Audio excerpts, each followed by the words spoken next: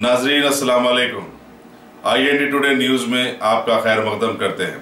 आइए देखते हैं ये तफसीलात। मैं ये भी जरूर कहना चाहूंगा कि कल माफ करना परसों जो निर्मल में जो वाकया हुआ और छोटे मोटे जो वाकयात हो रहे हैं, मसाजिद पर हमला, बेकसूरों को गिरफ्तार किया जा रहा है, रामनवमी के जुलूस में जो इश्तियाल अंगेजी की गई और ये कोशिश की जा रही है कि रियासत की जो हालात हैं इसको खराब किया जाए। इसका हुकूमत को चाहिए कि सख्त नोट लें और बेकसूर लोगों को जो गिरफ्तार किया जा रहा है उनको गिरफ्तार न किया जाए। मस्जिद पर संगबारी की गई, मस्जिद पर पत्थरबाजी की गई, मस्जिद पर रंग फेंका गया, गुलाल फेंका गया और मुश्तइल किया गया निर्मल के अमन पसंद लोगों को।